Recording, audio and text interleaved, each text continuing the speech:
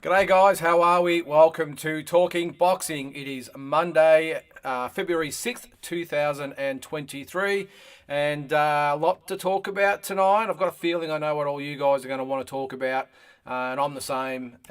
So much to go through, so much Aussie stuff. It's amazing at the moment. Nothing's really happened this year apart from the weekend, which we'll get to in a second, but so much on the horizon now. I've got so many points to go through.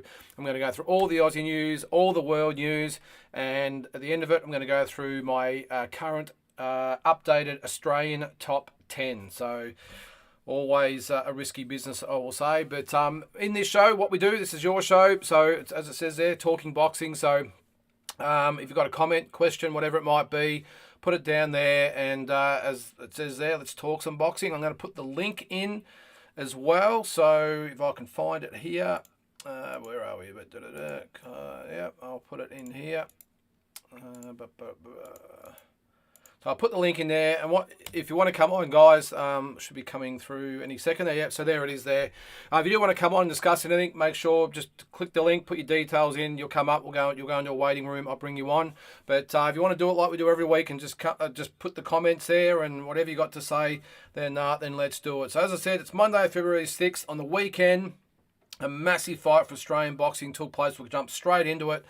Liam Wilson, what more can we say? He come up against Emmanuel Navarrete in Glendale, Arizona for the WBO super featherweight title, the vacant title, and unfortunately came up short, as we all saw, in very, very controversial fashion. Now, there's been all sorts of things all over social media and everything else. Everyone's got conspiracy theories, everyone's got an opinion, and that's great. I'm going to give mine tonight, and I obviously want to hear yours as well. So look, at the end of the day, to paint the picture, it all started on Thursday US time, so Arizona time, at the weigh-in, and Liam Wilson, he weighed in before the everything was happening. I think it was about an hour before, weighed 129.7 from memory. I think it's 58.7 or 58.8 or whatever kilos that it might be. Sat out the back for another hour, came out an hour later and weighed 126.3. So an amazing turn of events. He said he hadn't weighed that low or that light for about 10 years. So that started the conspiracy theories rolling, of course. One thing I didn't see, and I might actually look up as we're going, is the weight of the undercard. I know there was lots of things going around. Look, the allegations, of course, just as I'm talking there, I'm going to just bring it up there so I can check the weights. The allegations, of course, from Team Wilson was that obviously they lowered the scales or tampered with the scales so that he would come in under the limit. It would have made him about 3 pound lighter. I'm just going to bring up his record. Sorry, guys, I should have had this organised. That's not him there. Where are we? Liam Wilson, Australia. There he is. It's a couple of Liam Wilsons, actually. All right, so I'm going to bring it up there. All right, so I'm just looking at the undercard. So Navarrete weighed 129 and a quarter. Liam Wilson weighed 129 and a quarter. Now, looking at the undercard, everyone seemed to be around the mark from what I can see. There was no real... where are we? Yeah, all seemed to be about the same. There wasn't really... So this is what I saw a couple of officials online saying, and on the websites and everything else, saying, well, how about we check the undercard? But there was some footage come out where you can see someone actually walk up, and it looks like an official, walk up and touch the scales before Liam Wilson came out to weigh in. So I don't know what goes on. I'm just saying it'd be an awfully ballsy thing to do in front of the whole world. All the cameras are there, everyone's filming, to actually touch the scales and alter it. So look, it's a touchy one. What do you guys think? I'll get myself back into focus there. It's an interesting one. What will your guys' take on it? Because, as I said, it's hard to make anything out of it because the undercard fighters, no one said anything about anything to do with the weight. Now, I can understand they could leave it as it was for the undercard fighters. They obviously weigh in first, so maybe nothing was done. Liam Wilson, before Liam Wilson comes out, he hits the button, weighs 3 pound lighter. No one touches anything to do with the scales after that. Navarrete comes out, he's 3 pound lighter as well. Makes the weight, and in turn wins the fight, wins the vacant WBO title, full of conspiracy theories. Now, I think that dispels any controversy with the undercard because, as I said, they weighed in first. So I'm just going to move that there so I don't keep blurring out there. It's my microphone. Hopefully you can still hear me there. So, look, a legitimate case. And, look, unfortunately, when you're not the A side, there's not really a lot you can do on the day. I know there was protests lodged, and I know, there was very unhappy camp, and there was threats and everything going, emails and phone calls going everywhere. But, look, nothing was done. It didn't surprise me, to be honest. Just the way it goes over there. I certainly don't condone it, but that's just professional boxing. And I know, the allegations of cheat and all that for him and his camp and everything. Who knows what goes on behind closed doors. I just don't know why the combat board or whatever it's called over the sanctioning body, not the sanctioning body, the power that be over there, the equivalent to our combat boards over here, why they would have any reason to alter the scales. Now, I can understand if maybe one of his team maybe snuck in and hit it, or maybe his promoter. I don't know who it was. But if it was the WBO authority, I don't know why. If he did, it's a criminal act, really. But I just don't know what there would be to gain, apart from obviously the boy getting the title. But yeah, it's a ballsy move, and but where there's smoke, there's fire. So what do you guys think?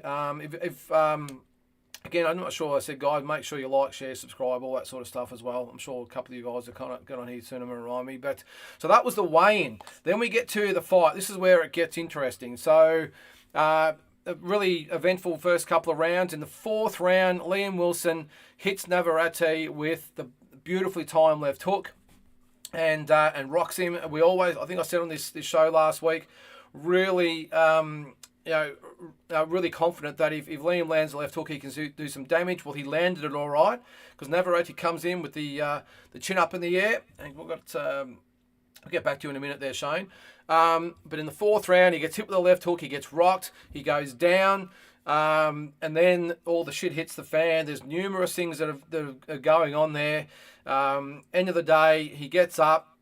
He seems to get a long count. The referee then picks up his mouth guard, puts it in his mouth, must have put it upside down because then he spits it out, and I think they timed it at 27 seconds. Liam Wilson comes in, not a lot of time to get the job done. I think it was only 20 or 30 seconds left. Navarrete survives the round, and then the rest is history, and wins it in the 8th round. So that's the start of it. I'll just get a couple of comments here, and then we'll comment on it further. So Shane Sermon, welcome to the show. Shane, seems unlikely to have been manipulated. Liam was moving around a fair bit on the scale. Yeah, and I know what sometimes happens, Shane. You get a lot of them, they'll put their hands up straight away. They always get told to put the hands down or their arms down because that can manipulate the scales. You might see them toing, rocking back and forth, toing and froing. That can affect it as well. They'll try every little trick in the book. They'll nudge here and lean there.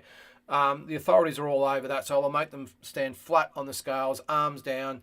But he did seem to be moving a little bit. So I'm not sure whether he was surprised. I did look at his expression when he weighed in. He didn't seem surprised at all, but obviously later on he said he was, of course.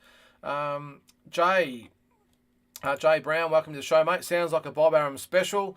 Navarrete versus Archie Sharp is the one he wants. Yeah, look, he does. Or obviously Oscar Valdez as well. I'm not sure, Jay. I don't know. Maybe I'm a bit naive. I've been a promoter myself. I'm not sure the promoter of the event can have that sort of influence. I really don't. With so much riding on it and so much litigation that could be possible if whether it be whatever sanctioning body gets found to be being untoward or being dodgy, whether it will be worth the risk. And I just can't see checks being signed or cash under the table, whatever you might think it might be. I'm just not sure the promoter can have that much say, except for the fact that he is the house fighter. He is the A side. Look, I don't know. Maybe before they've noticed he's overweight, whatever. But this is not the first this time this has happened, guys. I remember quite clearly back in 1986. I know it's a long time ago, and a lot of you guys out there probably weren't even born there, but I remember it quite clearly. In 1986, Jeff Fennick fought Steve McCrory, the Olympic gold medalist. It was billed as Olympic Revenge, and it was in Sydney. And at the scale, and it seems unheard of these days, at the scale, everyone from Team Fennick rushed the scale. So when Jeff went to weigh in, everyone crowded the scales. No one could really get a good look at what was going on. They whisked him off really quick, and he sat down, put his pants on and started eating, so they couldn't weigh him back in again. Very, very crafty, and there was allegations that someone lifted his backside up while he was on the scales. All sorts of things going. Emmanuel Stewart absolutely hit the roof when he saw what happened, because of course his fight, he didn't get a chance to see the weight. I'm not sure back then the officials, like they are these days, are right over there. I'm pretty sure it's up to the just one person from the combat board. I'm not exactly sure. It was so long ago, of course, but that's what happened. And you know, and Team McCrory, or the Cronk team, had every reason to be pissed off, because before they even had a chance to do anything about it, Jeff was gone, he was eating his pasta, and there's nothing they could do about it. Emmanuel Stewart was absolutely ropeable. So things happen. You know, and I'm sure there's been other things that have gone on as well. Even back to 2018 with Jeff Horn. Went to Vegas to fight Crawford. Not really untoward thing goes, but he went out there and weighed, I think he was right on weight, got back on, he was a pound over. So I don't know what goes on. There was allegations that, you know, there was you know, some dodgy stuff going on as well. I didn't buy that one. I'm not quite sure I buy it now. I suppose I'm just a bit of a believer in the system and what the officials are there to do. And as I said, Jay, I'm just not sure even Bob Arum has the ability to make officials cheat on the scales to suit the fighter, no matter who it is. You know, Shakur Stevenson, I think a few months back, he lost his titles on the scales. There's been others anyway that have lost the titles on the scales and haven't worried about it and moved on. So, I don't know. Look, it's really hard to cast aspersions because we just weren't there and we just don't know. But I just find it really hard to believe that the officials could get away with that. Andy says, props to Liam Wilson. Almost, mate. Was so close. Yeah, we'll get into the fight itself in a minute, Andy. But incredible performance from Liam Wilson. Michael Akobe from Pound for Pound TV. Keep up the work. Great work, Lyndon. Can Top Rank go ahead with making the Navarrete versus Valdez fight if there's an official appeal protest in place from No Limit? I'll be honest with you, Michael. I don't think No Limit wield a big enough stick, in my humble opinion, to do anything about this result. I really don't. I know Steve Scanlon, the manager, was jumping up and down and making some noise. I know No Limit have put a protest in. I just don't know. This is Top Rank. Navarrete, Valdez is a big fight. When the B side, this stuff happens to the B side, sometimes it gets swept under the carpet. There's been so many instances over the years, and a lot of them including Australian fighters. We all know about it all too well. As I said, Michael, I just don't think No Limit are big enough in the scheme of things to, big here, of course, but in the States, this big. So I'm just not quite sure they're big enough to put a hindrance to that fight. Who knows? I hope I'm wrong and something comes of it. We'll see. Shane again. Liam went way above his experience. Definitely proved that he belongs at championship level.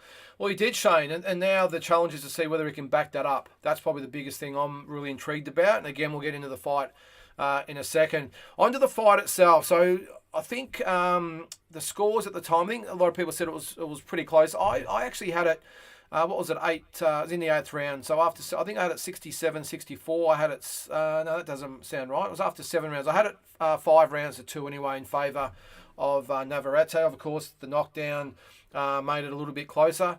I sort of agreed with the judges where it's at. But the fight itself, sorry, Andy, where are we? Sorry, mate, I left your comment there. Props to Navarrete too, though. It looked like Liam didn't pounce when he should have, but Navarrete survived, fought his way back from that, yeah.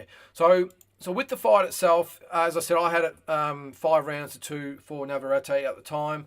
But really impressed with what Liam did. Now, with the controversial act itself, now, of course, us Aussies jumped all over the fact that it was a long count. Now, it gets a little bit complicated, let me say, because with the referee is bound to halt the fight if the mouth guard hits the ground. That's just the way it is, whether it's through the knockdown itself during the count or during the round where it falls out or he spits it out or it gets knocked out. The referee is obliged to stop the fight at the first opportunity and take it back to the corner and wash it. Now, one thing he didn't do, if you notice, he didn't take him back to the corner. He didn't get him to wash it. He just picked it up and put it straight back in, because I've got a feeling he knew that the clock's ticking and this guy's wasting time and Liam Wilson's on him. He knows he's hurt. But he did put it in upside down. Now, there has been allegations that he put it upside down on purpose so he could spit it out. I don't know. I don't believe that one. I think the referee just picked it up and just put it in as fast as he could to try and get the fight going. Because, as I said, he knew the clock was ticking. So I don't buy that. At the end of the day, what's happened is the corner has said to him, spit it out. Now, in the laws of boxing, they did nothing wrong. I know it's not in the spirit of the game, but until there's laws or rules, whatever it might be, that sanctions that, it will continue to happen. We saw it famously in Diego Corrales against Castillo. We saw it then. He fell out twice and gained himself more time. He was gone. If he didn't spit the mouth guard out, he was gone. He would have been knocked out. It would have been fought a third time. It would have been over. So it's one of those instances of don't blame the player, blame the game. Because the rules let them get away with it. The mouth guards come out. What the referee can do is take a point. But again, that chews up more time. So what he could have done is, if he deemed that he spat the mouth guard out intentionally, he could have taken the mouth guard, he took him back to the corner, let them wash it in the meantime, take a point off Navarrete. So it would have been a 10-7 round for Liam. It didn't matter in the scheme of things. I'm sure he would have rather have that time to jump on Navarrete, but he didn't. But that's really all the referee has in his power to do if he thinks it's intentional, which it was obviously. Because the corner, I think they had interpreters that they could hear him in the corner in Spanish saying, spit the mouth guard out. So the referee did what was in his power, and that was to just put it back in. And as I said before, he could have even taken him back and made the corner wash it. Now, they would have taken even longer. They would have got it. They probably might have dropped it again, washed it, whatever it might have. And end of the day, it could have been another 15 seconds that went by. So I don't necessarily blame the referee. I think he did all he could do in the time frame that he had and the powers that he had, apart from take the point. And I think at that stage, he just wanted to get the mouth guard in and get him back and let's get these fighters going. Because I think he would have known the controversy that was going to come if he survived the round and won, which he ultimately did. So, look, I don't know what you guys think. I'll get a couple of comments here. I've missed a couple there. Let's see what you guys think. I thought Navarrete was still recovering in the fifth. I would have liked to see Liam press it then, but didn't, and unfortunately stopped himself late. Navarrete started really getting on top late after. Yeah, he did, Rowan. And the other thing I didn't actually mention, the other side of the coin with the controversy, all us Aussies are just focusing on the long count. If you look at before he actually got up, the count, he actually hit him while he was on the ground, on the canvas.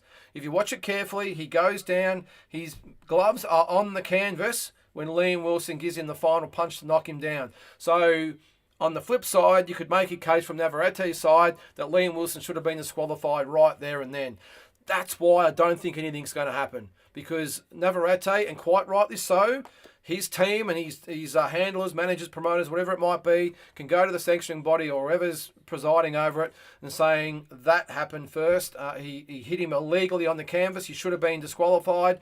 That's enough to get it all null and void, if you ask me. I think that'll be enough to sweep it under the carpet. I don't think the rematch will happen. I think he'll go straight to the Valdez fight. I don't think Liam Wilson will get another crack at Navarrete. He's had his chance, unfortunately, and that's live. So that's the way I see it. Let's see what you guys think. Jules H, how are you, Jules? If the rematch ever happens, would Wilson just about be the favourite? No, I don't think so, mate. I think they would see that as an aberration of what happened in the fourth round. And I think Navarrete would this time probably know a little bit more about what he's up against and would probably come a little bit better prepared, I would think, because it's happened with Aussies in the past. Not just Aussies, of course, but underdogs that come from all over the world. And we all knew what Liam Wilson was capable of, just like we knew what George Kambosos was capable of and Jeff Horn was capable of. We knew what they were capable of. And I don't think Navarrete would have bothered probably even watching Liam Wilson. I wouldn't have thought. You never know. Same as Steve Sparky against Montana Love. Our boys are tough and hard. They bring it. They come to win. They come to fight. A lot of opponents that come that are late replacements don't come to fight. They come for the payday, and you don't see them again. Our boys come to fight. They come to win, which is what Liam Wilson did. But as far as a rematch goes, Jules, I'm sorry, mate. I don't see it happening, I'm afraid. Rowan, did I miss you there? No, we got that. The thing you said too about the fifth, Rowan, I'll bring your comment back there. You're still recovering in the fifth. The other thing I do agree with is why didn't the corner, I know he's a dangerous fighter, why didn't the corner of Liam Wilson say, Liam, this is your chance, mate. You got to go out. You got to go out and take it to him this round. You got to get him out of there. As I said, I know Navarrete is a dangerous fighter, but that was his main chance. That was it for Liam. Yeah, we'll see. The thing I will say that I didn't like in the game plan of Liam, and I know they've all got their own spin on things and why they do things. Every time he had some sort of advantage, or every time he was in a position of dominance, or whatever it might be, he switched to southpaw. And I was saying to my wife watching the fight, why is he keeping switching to southpaw? I don't get it. I've said it all the time. I don't agree, and I don't like when orthodox fighters switch to southpaw from a distance. All they do is negate themselves, and he did. When he switched to southpaw, Navarrete got his range back, landed some good punches, got himself back on track, and away he went. I just don't get it. Now, whether they tried to make Liam turn southpaw to maybe avoid, maybe it's his big left hook or a big uppercut, whatever it might be, to take him out of the range of that's one thing. But geez, it's worth the risk of being in range for the uppercut, I would think, if it negates you by about 25 to 30% in your own style and your own ability. Just my opinion. I've seen it before. I've always said if you're in close, it's good to switch. Give yourself a bit more room. Switch the angles up. But from long range, all you do is negate yourself. You go from 100% from orthodox, and you put yourself in the 75, if not less, percent of chance, of your capabilities by switching. Same with your southpaw or orthodox, whatever it might be. But I just couldn't understand why he kept switching to southpaw, because every time he did that, he got hit. And watch the replay back. He got hit with a good shot, and Navarrete would regain the momentum. So again, guys, I didn't get that, but I'm sure they had the reasons why, but it just didn't work. Shane, 0 chance of it being overturned. Yes, it was a dodgy count. Yes, it was a very experienced pro trying for time. Yep, again, going by the rules. Only thing ref could have done was call time to give Liam more at end of round. More time to give Liam more at the end of round. Yeah, maybe, Shane, but again, the referee can only do what's in his power, and he did. His corner and Navarrete did everything that they're allowed to do to manipulate the rules to give him more time. And it's not, look, let's face it, guys, we're all boxing fans here. It's not the first time in history that fighters have done, or corners have done, whatever they have to do to gain an extra 10 or 15 seconds. It's happened time and time and time again over history, and it will continue to happen because there's really nothing they can do about it, as I said earlier, except take a point or maybe disqualify him, whatever it might be. But the corner did what they had to do. The fighter did what they had to do. And in my opinion, the referee did everything he could to try and get it on and going. And there's not much else he could do except start it as quick as possible. And unfortunately for Liam, he was a victim of rule manipulation. It's as simple as that. Jay, I would like to see a visible digital clock start when there is a knockdown. I'd say Skye Nicholson would also agree. Yeah, well, Skye Nicholson, the victim in a long count against Manny Pacquiao. That's probably the one example I probably would use as far as, yes, there is corruption going on. It's in the Philippines, a little bit different to the States, if you ask me. They're not really in the habit of doing those sorts of things to protect their fighters. The Philippines, a different story, unfortunately. And look, he's not the only one. In Australia, we've been accused of it ourselves. I remember the finger was pointed at Anthony Mundine a few times about his entourage crowding around the judges and not bullying them, but intimidating the judges when they're doing the scorecards. Little things like that happens. But again, until they do something about it, it will continue. So I'm with you though, Jay. There's got to be something that happens. Now, one thing I would probably say is, when it comes to the mouth guard, if you spit it out or it falls out in the middle of a count or the middle of the round, then stiff shit. It's out until the end of the round. It's as simple as that. If that happens, then it's game on. So in that instance there, should we spat the mouth guard out, mate? That's a bit unfortunate. Box, let's go. And Liam Wilson gets straight on him. That probably eliminates it. It's probably the only thing I can probably think of. Same in the corner or during the fight or during the round, and it falls out. You see it. The referee will wait till they clinch or there's a break in the fight. He will call stop, and there'll be at least 30 seconds go by to let that guy recover and cleanse his mouth guard. So if it's a matter of saying stiff shit, let's box, what do you guys think? That's the only thing I can think of that would stop that situation. Well, that's your bad luck. You got no mouth guard in for the next 30 seconds. Let's go. What do you guys think? Zygmunt Krasinski. How are you, Zygmunt? It was an awesome fight to watch, back and forth, knockdowns on both sides with some controversy in the mix too. Liam did himself proud. It's unlikely, but a rematch down the track would be great. Yeah, I'm with you, Zigmund. Look, I think a rematch, unless it's ordered by the officials, which I doubt, but let's remain hopeful. Yeah, I would love to see it, but my only fear in that would be that Navarrete would know exactly what he's up against this time and maybe come a little bit better prepared mentally. Because I don't know about you guys, but he looks soft to me. He looks soft and unprepared and a bit unmotivated. He got motivated after the 4th round though, didn't he? But up to that point, I just thought he was going through the motions. Look, great effort from Liam. There is the sometimes happens in the occasion where you get into a fight like that. Not our boys and girls, by the way, but sometimes the occasion can overrule a late replacement or a fighter that's the B side, and they can be overwhelmed. But Liam Wilson, like all the other Aussies before him, came to fight, and it was great. He gave his all. Even at the end, look, it was a good stoppage, I thought. Probably could have been stopped maybe 30 seconds earlier, if you ask me. But he went out on his shield. He didn't get knocked out. The referee saved him, and just true Aussie spirit, went out on his shield, and just a great performance from Liam, and he'll no doubt get some more opportunities because of it. Oscar Valdez licking his lips right now. I'm with you, Andy. I think Oscar Valdez will look at that fight and think really fancy his chances against Navarrete. I would pick Valdez to beat Navarrete pretty comfortably, if you ask me. I think Navarrete he's too raw, even though he's had 38 fights, 39 fights, whatever the hell that he's had, and had so many knockouts. I can't believe after all that time his skill level is still where it's at. He has his chin up in the air. His punches are all over the place. Obviously been very effective for him, being so unorthodox. But Oscar Valdez is very slick, very well skilled, very well schooled, very experienced. And I would think Oscar Valdez wins that fight quite comfortably, unless he gets caught with a big shot. Team Batman Boxing, how are you, mate? With an exciting fight while it lasted. Yeah, I'm interested what you guys thought of it. Or you? No, sorry, Team Batman. You're actually the UK from memory. What do you guys think of it? The non-Aussies, we all have our opinion. What do you guys that aren't Aussies? What do you guys think? I know we're all a little bit biased, like I'm sure you guys in the UK are, and everything else. But yeah, pretty pissed are the Aussies at the moment. Navarrete using some pro tactics. Tried the ref to see if he could get away with it, and he did, yes. Wilson also got away with hitting Navarrete down, balances out. And that's what I said, Michael. That's why I think nothing will come of it, because Navarrete has every right to say, he hit me while I was down, and you can clearly see it. His gloves are on the canvas when that last punch came.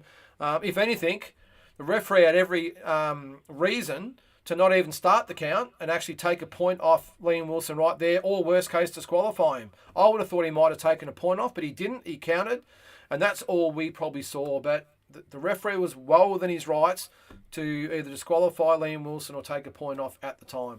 I think overall it turned out as best as it could probably work out, if you ask me. I know we're all dirty because Liam lost, and he lost his opportunity, but I think, as you say there, Michael, I think it all balanced out in the long run. Shane Sermon, people need to remember that Nav has very heavy hands, not super speed, but heavy thudding hands. Yeah, he does. And I will say, Shane, again, it's easy from outside the ring. I was a little bit surprised that Liam was moving in and out and giving Navarrete the opportunity to set himself and just throw those big punches.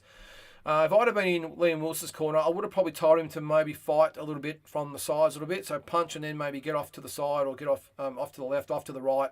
After he punches, don't stand in front of Navarrete. And for God's sake, don't go back in a straight line. Make sure you go off to the left or right. That sort of surprised me. And again, I know it's easy, but that would have negated Navarrete really setting himself, because you watch him, he likes to set himself and then just throw the big bombs. And if you're standing in front of him, well, he's going to just let off. He's just going to tee off. But if you punch and go off to the sides, it really negates him. And you look at the way, I always go back to Manny Pacquiao, the way he fought Mexicans. I know he ended up copying it against Manuel Marquez, but all the Mexicans he fought, he would fight them the same way. Or even not just the Mexicans, but all the plotters, the punchers, he would be always off to the side. He would never go in a straight line. He would be off to the left, off to the right, never in a straight line. And it really negated the fighter, because Manny was so quick. He'd be boom, boom, boom, boom, and he's gone. So before those fighters even had a chance to stop and set and retaliate, he was off to the side. That's what I would have liked to have seen from Liam. But as I said, easier said than done outside the ring. When you've got bombs going at you like Navarrete had, and you're getting shook, obviously. It's easy to say outside the ring. Andy says, exactly, Lyndon was like Corner said, pace yourself instead of pounce, and yes, too much unnecessary switching. Yeah, I was frustrated, Andy, I really was. But, mate, just when he had Navarrete where he wanted him, he would switch. And as I said earlier, unless it was to avoid the uppercut, which really, really damaging shot from Navarrete or whatever it might be, maybe he had an injury or something he was trying to protect, I don't know. But the switching, and he didn't do it effectively. If he was actually having success doing it, I would say something different. But every time he switched, he would cop some shots every single time, and it was just a waste of time. And I'll say it again, I don't understand why fighters switch to southpaw from long range. It just bewilders me. Shane again says he agrees with Andy. He says, agree, Andy. I think if they could have the time again, the corner would have said go for it. Yeah, what do you got to lose? You know, if Navarrete was going to recover, which he did, he was always going to gather steam as the round went on. You could sort of, or the fight went on, you could sort of see that Liam, after about the sixth round, started to show signs of fatigue. And then definitely after the seventh round, you could see that he was starting to really struggle. And of course, Navarrete started the eighth really, really hard. And Liam Wilson, unfortunately, just couldn't go with him. His will was gone. Oh, actually, I'll take that back. His will wasn't gone. His body had let him down. It wasn't responding. He was struggling to go with Navarrete. And, that's just the way it goes, unfortunately. That's world-level boxing for you. Shane again, Rose Brothers called out Showtime Flemo for a fight with Wilson to headline a mid-year card. Well, the other, where we got there? I'm just going to, on Liam Wilson, I'll get onto it in a sec. He's throwing the challenge out to George Kambosos apparently as well. Let's just see if we've got any more comments before I comment on that one. Team Batman, I had a parlay of 12 fights that won, but when that happened with Navarrete and his mouth piece, I just thought obviously they are... fucking Wilson over here. Navarrete does always get stronger. He does. Yep. I do favour Valdez over Navarrete. Yep, I do too. Jay Brown says Liam Wilson, Paul Fleming next. I could see that for sure. Okay, well, let's get on to that one.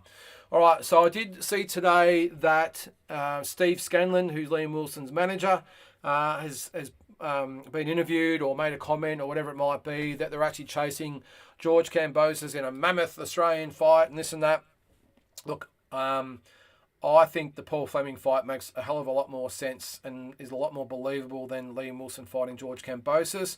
I would have thought that when Team Kambosos saw that article, that would have been news to them. I know Steve Scanlon, I think, might have said they were talking about, or they'd reached out or about to reach out. I would think George would have been, oh, okay, yep, whatever. I don't think they would even entertain it, and I still don't think they will entertain it.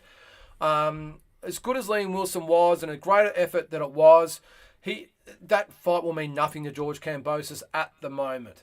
All right, so it might mean a lot to us Aussie boxing tragics out there, but George is not at that level now. He's at the absolute elite level now. As good as Liam Wilson fought on the weekend, he still got stopped in the 8th round. We can talk about the controversies and stuff. At the end of the day, as good as he was, as brave as he was, and everything else, at the end of the day, he fell short. He was stopped in the 8th round.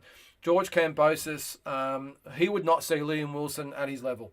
That's just, the George Kambosos I've seen out there, he would not see Liam Wilson at his level. He would not entertain that fight, I would think, at this stage. Now, if Liam Wilson comes back and maybe wins another world title or wins a few more fights and gets a little bit more well-known with a fighter like Paul Fleming, might be a bit different story, but I would be staggered if George Kambosos would seriously entertain a fight with Liam Wilson at this stage. I mean, Liam Wilson, we all know him and everything else, but the general public wouldn't have a clue who he is. George Kambosos in Australia, if you're talking about a big Aussie fight, is a household name for most sports fans.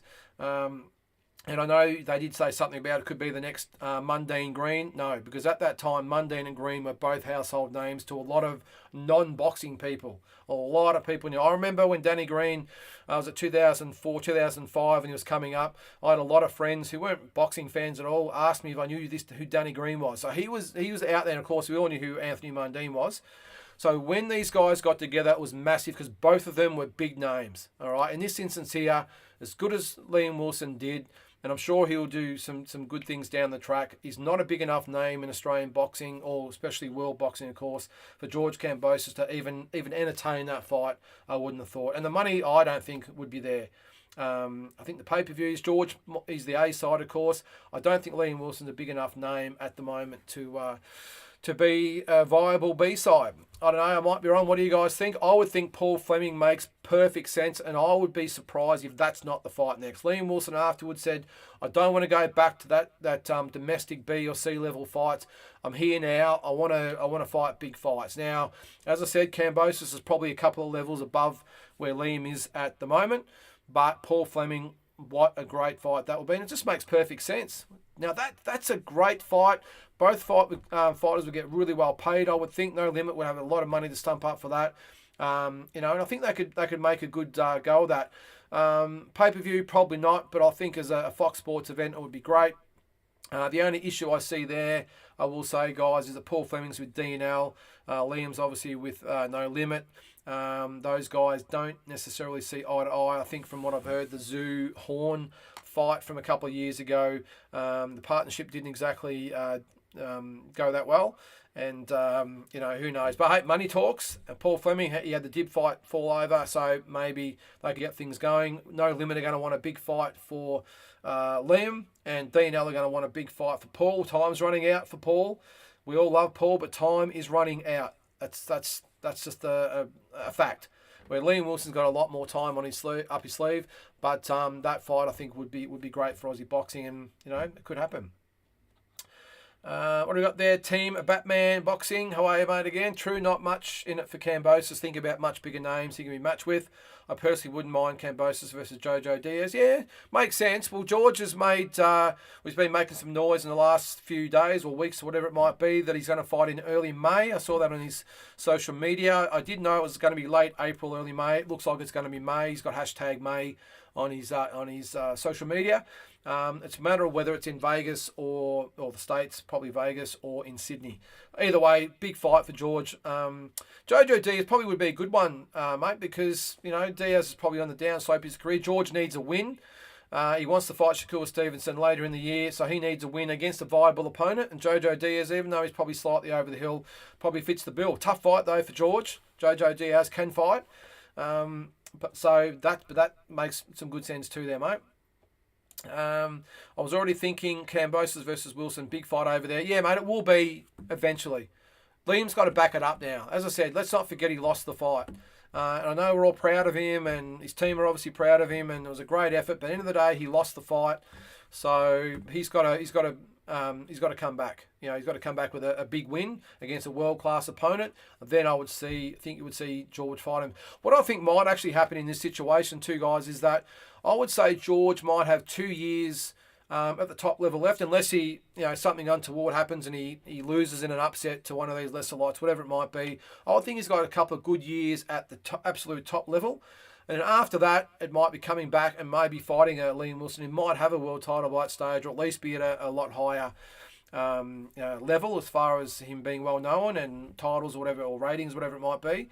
So that's the only way I think I could see that fight. It's probably in a couple of years' time when George is done at the absolute top level and comes back and fights Liam Wilson, who's still a young man. He'll still be at his peak then, and as I said, might be a bigger name for Aussie boxing at the time. So that's the way I see it. Jules again, mate. What do we got there? Showtime versus Wilson makes me uneasy. Showtime is 35 years old, tracking towards last chance at a title. Wilson coming off a loss and only 13 fights in. Last thing he either needs is a loss right now. Yeah, look, I think, Jules, for Paul Fleming, I think it's all or nothing now. I think he would see this fight with Liam Wilson as his chance to get a world title fight. This is his chance. Liam Wilson is a bigger name than Bilal Dib. I think he's a better fighter than Bilal Dib as well. This is his time. I think it makes perfect sense for Paul Fleming to take this fight, to push for this fight. You said yourself there, at 35 years old, he's not getting a world title shot. He's got really no other. I know he had a fight fall over, I think, in Dubai, wasn't it? But this is the fight for him. Now that Liam Wilson's had the result that he did on the weekend, he's now somebody. He's, the rankings and everything else, he'll probably go up. Perfect fight for Liam Wilson. If he beats Liam Wilson, all of a sudden he shoots into world title calculations, and he needs the fight. I think it's a big risk for Liam Wilson. I actually think, as good as Liam Wilson did on the weekend, if you had to ask me, I'd probably still tip Paul Fleming to win that fight. I just think, even though he's 35 years old, and don't get me wrong, I love Liam Wilson. He's a great guy, great fighter. I just think at this stage, Paul Fleming's still got enough to win that. Although, as you said, they're 35 years old. It would have to happen in the next 6 months, or else I would be backing Liam Wilson. Jules again, agree that it'd be a ripping fight though. Yeah, it'd be awesome. Jay Brown, Liam Wilson is only ranked top 15 in WBO now. He may need to go down another sanctioning body route to get a world title shot again. Yeah, it could be the case, Jay. Because as I've said a couple of times, end of the day, he didn't win. Regardless of what happened and who's saying what, he didn't win. And I don't like his chances of getting a rematch. So he could pick another route for sure, mate. So, look, I'm not sure whether he's ranked in the scheme of things with the other bodies. Maybe he might actually come into calculations now because of the effort, or maybe he's going to be out all of them. I don't know. But he was ranked number 3, I think, in the WBO. So, but yeah, I'm sure they'll make the decision for Liam. But as I said, guys, I think Liam, the Paul Fleming fight, even though I would technically pick Fleming to win, I think that's the fight that Liam Wilson should go for now. And if he wins that, then maybe Kambosos might look at him down the track. Because you've got to remember, guys, George Kambosos won the undisputed lightweight championship of the world against Teofimo Lopez. Yes, he lost his last 2 fights to Devin Haney, but Devin Haney, let's face it, arguably in the top 10 pound for pound in the world. He's at this level. Liam, unfortunately, is still at this level. Now, who knows whether he gets up there? I'm sure he'll get opportunities. I'm looking at it just the facts the way it is. And I've got a lot of time for Liam Wilson. I've promoted him in the past. He's a great guy, but I'm talking facts, not feelings here, guys. And at the end of the day, he didn't win. So he's got to get himself back up there. He'll get opportunities now. There'll be other fighters out there that will want to fight him because of what happened on the weekend. Now the rest is up to him. But George Kambosos is way too early, I think, for that fight. What do we got there? Andy says, Liam, sorry, that's Jay. Sorry, mate. Let's go back to Andy. Good luck if Wilson can land Cambo fight. Yep, at lightweight. Yeah, well, that's the other thing I didn't mention. He's going to have to go to lightweight. George is not coming down. He's the A-side, guys. He ain't going down in weight to fight Wilson. Wilson versus Fleming, a quality fight, in my honest opinion. Props to D-Style. Did say Navarrete had holes. He did, mate. He did. Just on that, guys, I'm actually on that show on Friday morning, Australian time, 11 a.m. I think it is, Victorian time, on D-Style Boxing. So make sure you check that out. I'll be on the round table. Jay McAllister, how are you, mate? Thanks for coming on. Garside, Johnny Lewis split. Yes, I'm going to get to that, mate. I had that on my list. I saw that a few days ago. I'll be talking about that in a second. Flemo's fighting a tie in April for a ranking. Rose Brothers want him in June for Liam. Okay, well, maybe I've missed something here, Shane. Maybe has he parted ways with DNL? Everyone else seems to have parted ways with him. Maybe that's the case as well. But yeah, if Rose Brothers want him in June for... Yeah, well, it does make sense, doesn't it? When you really look at it, that fight makes the most sense out of any fight. Way too early for George. That fight is a really, really good pick. Actually, I think it's March 16. Okay, all around that Independence. Yep, that probably makes sense, Shane. Either way, how good would that be? Fights the tie in March. You'll probably win that fight pretty comfortably, you would think, and then back it up a couple of months later against Liam. That makes a lot of sense. All right, let's go on to some other news there at the moment, because there's so much to go through. I think I've covered everything there with Liam Wilson. But what a performance, and all we can do is take a hat off to Liam Wilson in an unbelievable effort. As I said before, he went out on his shield, showed a ton of guts, ton of heart, and he'll be back. The one thing I will say before we move on that was a little bit surprising to me is that Benny Harrington's been his trainer since day dot, I would think. Has been in his corner, been his chief second for all of his fights leading up to now, and did a great job, obviously. I was surprised that in the corner he wasn't calling the shots. I had the American guys in the corner. Now, I know maybe they'd obviously done the camp with the Americans. I was a little bit surprised that he had them actually in the corner as the chief second over Benny Harrington. Maybe when Benny gets back, I might shoot him a message and ask him. Maybe even come on for a chat and get his point of view. But I was quite surprised As I said, that that Benny wasn't the chief second, or at least wasn't talking to Liam a lot during the fight. So anyway, I'm sure they had a good reason for that. All right, while we're going, guys, let's get on to this. I've got it on my notes to talk about. Harry Garside has been kicked to the curb by Johnny Lewis. So Andy says Garside picked reality TV over serious boxing, apparently. So Lewis moved on because of lack of dedication by Harry, apparently, yes. Well, we haven't heard both sides of the story. But what has happened, if you're not aware, Harry Garside was offered to headline a no-limit card in March in Melbourne, his hometown. And he decided to go on I'm a Celebrity, Get Me Out of Here on Channel 10. So he decided to go on that. Johnny Lewis, not surprising, I will say. Anyone that knows Johnny Lewis would probably back this. He said, well, if you're not serious, I'm out. I'm too old for this to be putting up with this. So he said, Harry Garside, you're on your own, and has severed ways with Harry Garside. So it poses the question. Harry's become a bit of a celebrity over the last 12 months or 18 months, whatever it's been, because obviously he won bronze at the Olympics, great effort. Came back, he's got a really sort of interesting sense of humour or personality or whatever you might want to call it. He's got a good story behind him, so he's become a bit of a celebrity somewhat, and hence, I'm a celebrity, get me out here. And it makes sense, he's going to get that. But what Harry's got to be really, really careful of in the professionals, first of all, you're either in or out. There's no half in, half out. I'm sure all you pro boxers out there that watch this show can back me up. There's no half in, half out. You're either in or you're out, which is why Johnny Lewis has said, well, if you're not in, see you later. But Harry's just got to be really, really careful that it's all fun and games at the moment. He's riding the wave, and he's on this show, and he's been in the paper and other magazines, all the rest of it. The reason they want him is because of his boxing. That's the reason they want him. Now, if he's not boxing, especially at a top level, those people that are after him at the moment are going to drop off really, really quick. So Harry's got a decision to make. As I said, there's always two sides to the story. Maybe Harry will come out and say, well, I told Johnny Lewis I was going to do this ages ago before he took me on, and blah, blah, blah. Who knows? I don't know. But at the end of the day, it's no surprise if Harry's picked this reality show over fighting. No surprise at all that Johnny Lewis has moved on. So that's the story as I'm hearing it. Jules says, a quick look at Garside's socials. Look like he's happy doing a lot. Yes, fashion, commentary, etc. besides boxing. Yeah, well, as I said, Jules, he's riding the wave at the moment. He's having a great time.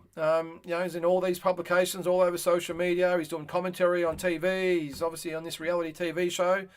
That can end very, very, very quickly because they're only after today's news. If you're not today's news, well, you're yesterday's news. So he's just got to be careful. And he has the problems with his hands as well. But the fact he wouldn't forego that show to do what he's basically been paid to do, what his profession is to get on with the job and fight on these no-limit shows, especially the headline in Melbourne as the main event. Yeah, it's surprising to me. But only Harry can make that decision. And he's got to make the call himself. The thing you say there, Jules, makes a lot of sense as well. Also got a feeling that Garside is still thinking about another crack at the Olympics. Makes perfect sense to me. The Olympics are next year. They're going to come around really, really quick. So I don't blame him at all. If he suddenly said, well, you know what, I'm still only young. I'm just going to take this year off to maybe get back in the amateurs and gear up for a big year and go to the Olympics next year. I wouldn't blame him at all. He got bronze at the last time. Maybe he thinks he can go one better this time. He's had a few pro fights under his belt now. He's got a bit of a taste of it. It's always going to be there. I'm surprised Skye Nicholson hasn't done the same, or she might yet. Who knows? But that wouldn't surprise me, Jules, if he's looking at another crack at the Olympics. Shane says, have to admit I've had concerns about Harry's commitment or understanding of what it takes to be a serious pro. Yeah, mate, look, when you're fighting amateur, it's strictly a sport. You treat it like a sport. I know we're all in and, you do all the work, but it's still perceived as a sport and you treat it as a sport. When it's professional, it's strictly a business. So you have to treat it like it's your job. And it's your 9 to 5, and that's what you have to do. You have to be fully committed. I wouldn't go that far, Shane, to say I sort of doubt his commitment because the first 6 to 12 months of his career, he did actually show, I thought, real commitment. He fought regularly, had some good fights in there, but who knows, mate? Only he can answer that question. Andy says, I only watch Harry in Surrey. What's that? I only watch Harry in Surrey, Harry. If true, I'm with Johnny Lewis. So I'm assuming, yeah, well, I wouldn't doubt Johnny Lewis's word, Andy. I really wouldn't. He, yeah, there's look, he's no nonsense. He was like that with Jeff Fennick, Jeff Harding, Costa Tszyu, Justin Rousel, you name it. All the ones that are trained with Johnny Lewis, there's a pattern.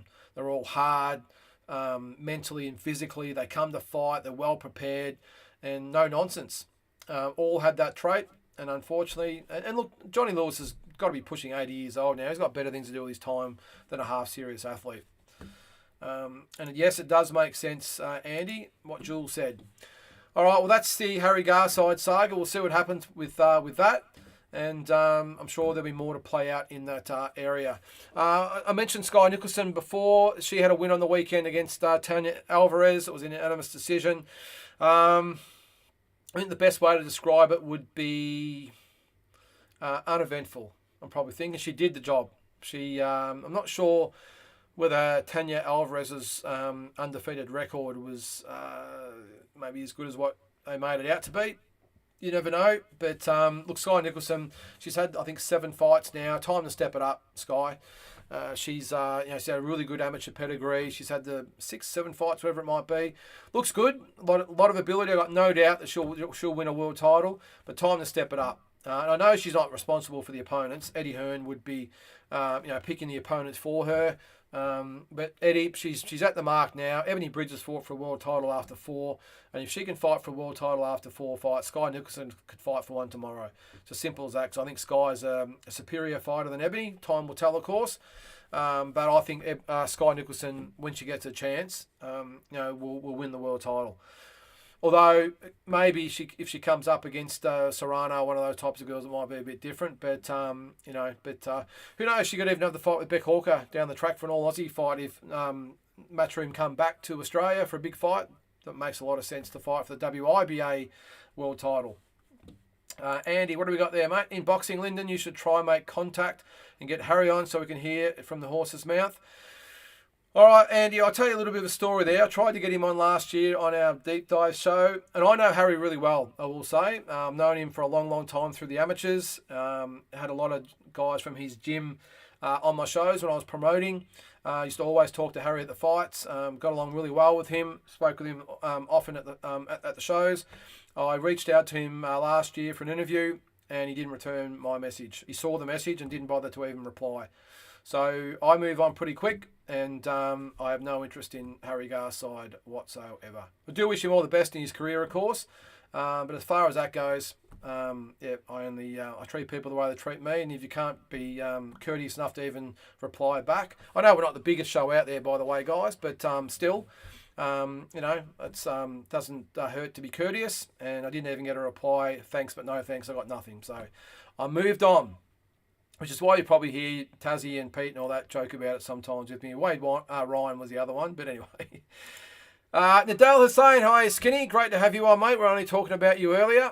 Going back to amateurs is the biggest joke. I think it is too, mate. I cannot believe, and you're from my era, I cannot believe that you're allowed to go from amateurs to pro and back to amateurs again. I just still cannot get my head around it, mate. I wish it had been, I'm sure you were hoping it would have been around when you were fighting. But I still don't get it, mate. You're an amateur, you go pro, you're a pro. You can't be a pro and then be an amateur again. I just don't get it. But I'm with you, Skinny, and thanks for joining in, mate. Got a question for Skinny, anyone, guys? Now's the time to ask him. I'd love to actually hear where we're at, by the way, Skinny, with the Manny Pacquiao situation. They've gone awfully quiet on that. So if you can shed some light at some stage, that'd be good. We might have to get you on for a follow-up.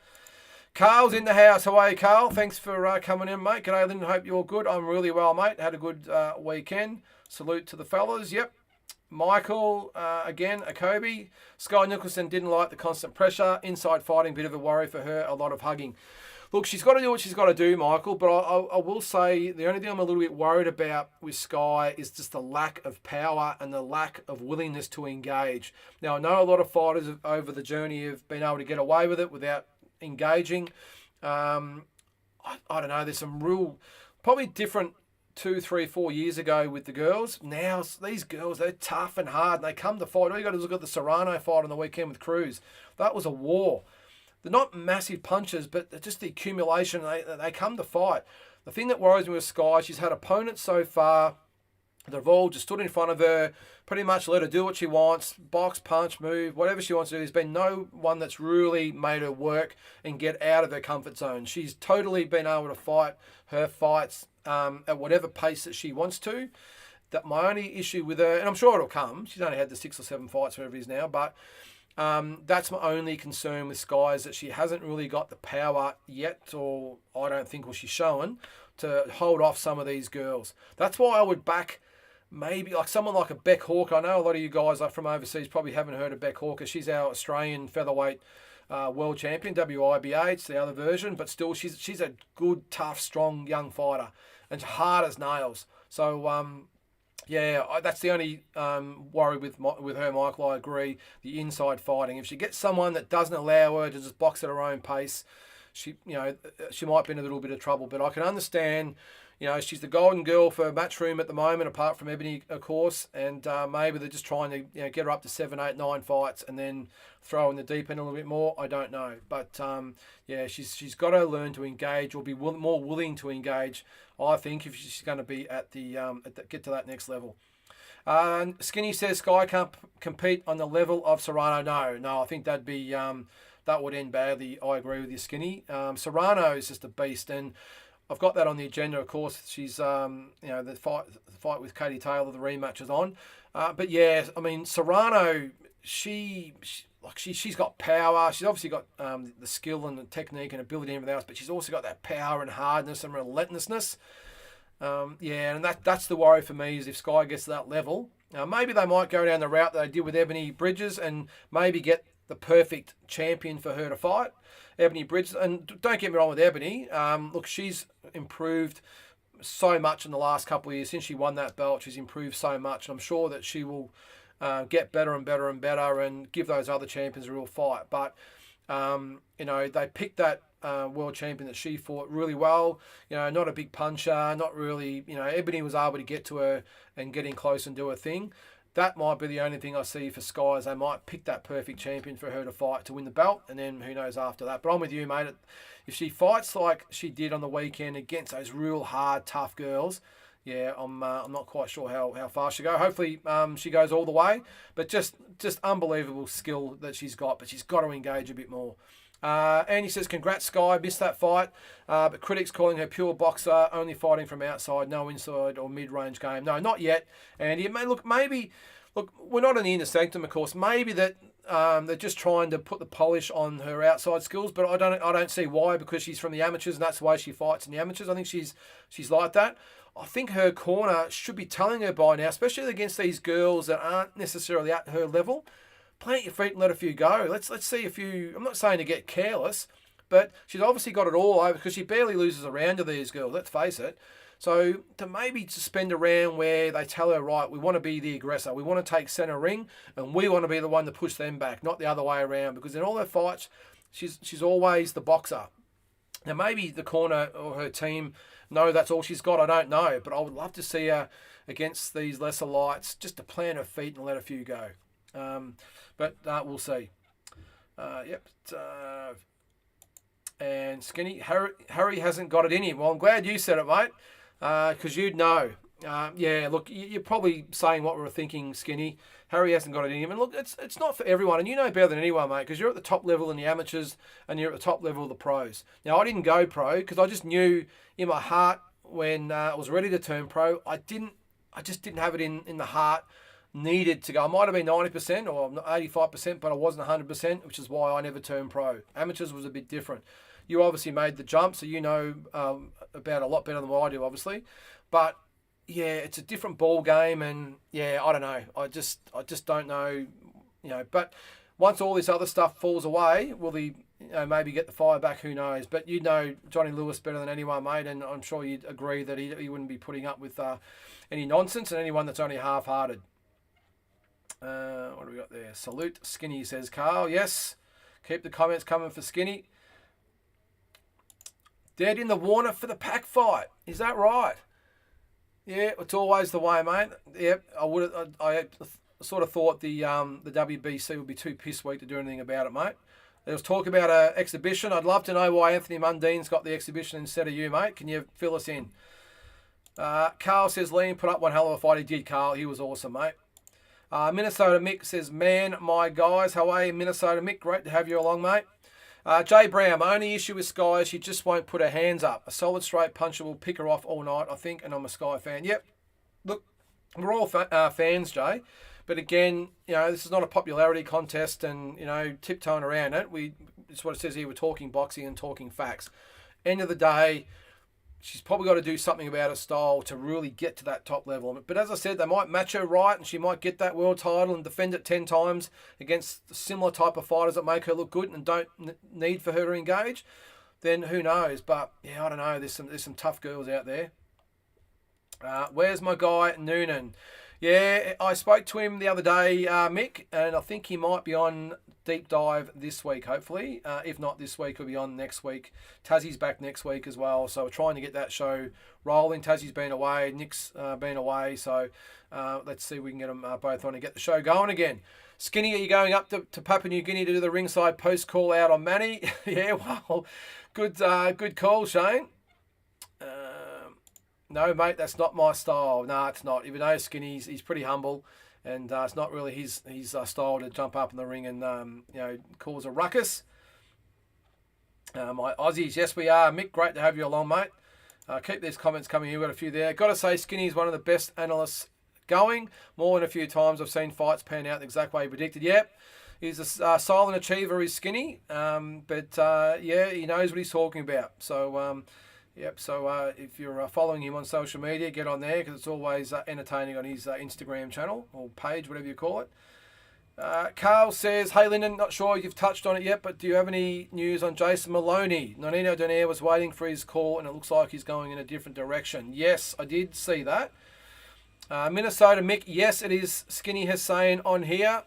Yep, so ask him a question, say good day, whatever you want to do. My dog, yep. Nadal, Skinny again says Mundine is very big in Papua New Guinea because of rugby league, so it's a better. Yeah, it's a good call, Skinny. Yep, I didn't even think of that, mate. So, that's that probably makes a lot of sense. But now, what comment did you have there? So I'll get onto that now, guys. We'll move on from Skye Nicholson. Hopefully, big things for her to come. Now, on the Jason Maloney, Nonito Donaire thing. So what I've heard, I was going to give Jason a call the other day when the news broke, but I didn't because he's got a bit going on up there, so I didn't. But I'll touch base with him hopefully this week to get his view on it. From what I saw, Top Rank are the ones that made the call. They said, no, we're not letting you fight Nonito Donaire. We're going to go down the WBO route.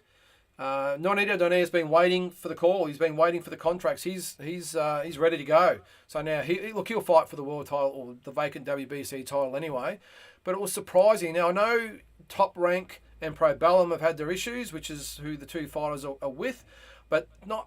I just thought that their fighters have fought each other, but there was some talk maybe that Top Rank didn't want to deal with Pro Bellum and whatever it might be. I don't know, but as I said, I don't have it from the horse's mouth. I might give Jason a call this week and see what the go is. I might even call his manager, Tony Tolge. He's probably the best one to talk to. He'll know what's going on. He's privy to all the conversations. But yeah, it didn't make a lot of sense to me, guys. I will say. I would have thought. I've said here. I would have not been surprised if the fight was signed, sealed, and delivered weeks ago, and they were just waiting for the right time to announce it. So I'm wrong.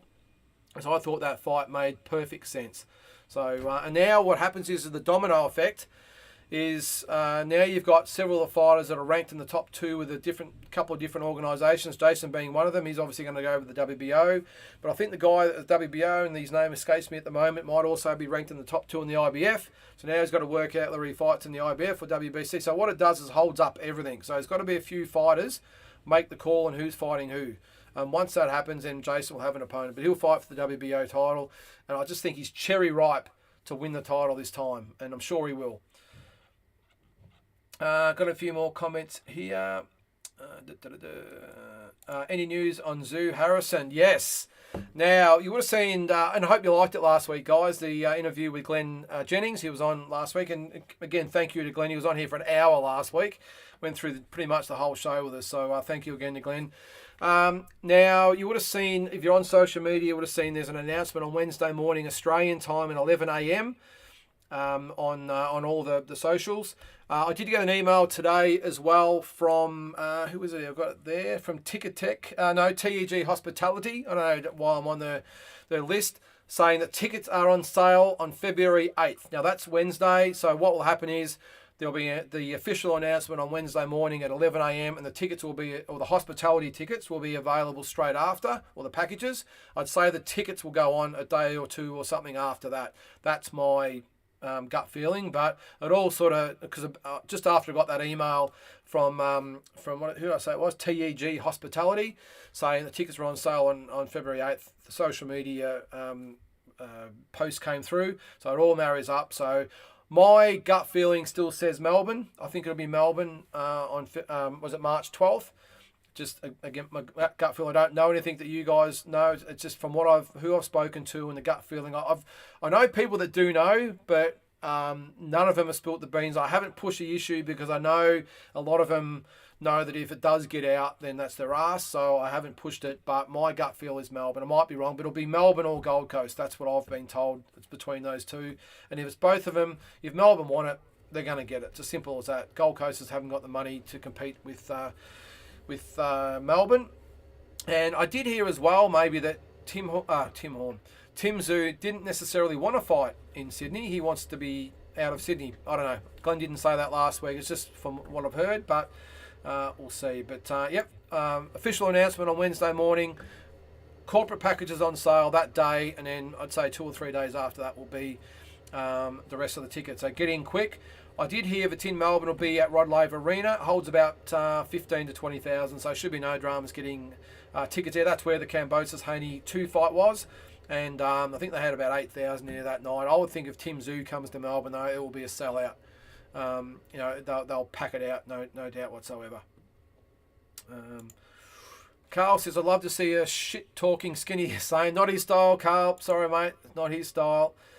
He does talk a little bit of shit, but amongst friends, does Skinny. He's not really one to get out there and talk it up.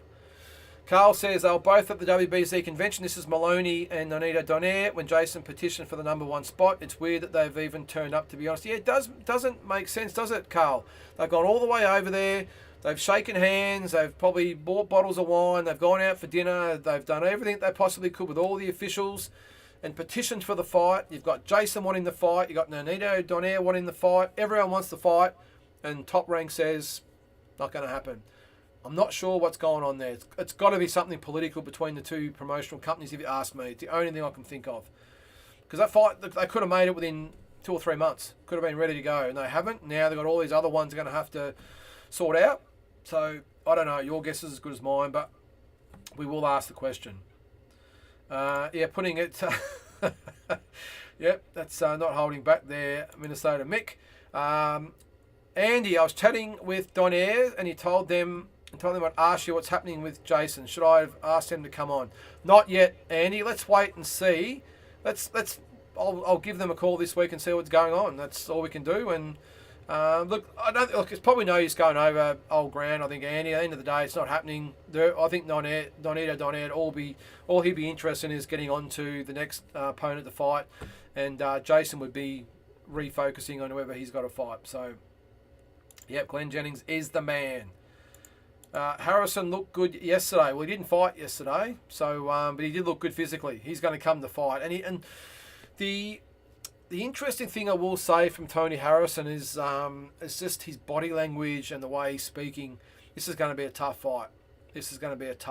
As you say there, Minnesota Mick, he looks in really good condition, but more importantly, the way he's speaking, he's coming to win. He wants that trilogy fight, and this is where we're going to see whether Tim's up to the level or not. I think he is. I'm sure you guys think he is as well. But this is going to be a fight, no doubt about that. And this is going to be a very, very competitive and tough fight. Mick again, Kambosos coming back to the USA. Yeah, I know that they were talking about Vegas, maybe, Mick. I hope it is Vegas, to be honest. But if not, it'll be in Sydney. I think it all just comes down to money and who's putting up. I mean, obviously, the opponent will probably have a little bit to do with it. If it's not a big name sort of opponent, like you said earlier, like a Jojo Diaz, I would think they'd bring it to Melbourne. If it is a Diaz, well, why not do it in the States? I think George, like Tim, wants to fight overseas, wants the big fights over there. So, yeah, we'll see what happens there. But, yeah, I think we've got to announce it pretty soon, you would think, because what are we, 3 months away? So I think it'd be pretty soon, I would think. Carl says between Sydney and the Gold Coast. Oh, there you go. All right. Well, one of us is going to be right, mate. I'm thinking he's fighting Ramiro. Look, I don't reckon, Mick, I don't think he'll fight Ramiro. I reckon that's too hard a fight coming off the Haney fight. I think they know he needs a win or realise he needs a win. So I would think he'll fight someone with a name, but maybe not at the level. I hope they don't choose Linares, who I've also heard might be in the mix, because Linares, I saw him spar in Vegas in September against young Vargas, who fought on the weekend. A young 18-year-old prospect, looks the goods. He still looks sharp. He still looks good. So I'm not sure whether that's the fight they would want. The Diaz won't make sense. There's plenty of other guys out there, but I would think it's someone with a name that maybe just on the downside and, you know, is not going to cause too much of a concern. Kyle, how are you, mate? What happened with Team Labruna stable fighters all leaving? Neek, Zarafa and Bomber all moving on. Well, he actually had a stroke, Kyle, last year. And I actually got that on my list to talk about as well with Zarafa.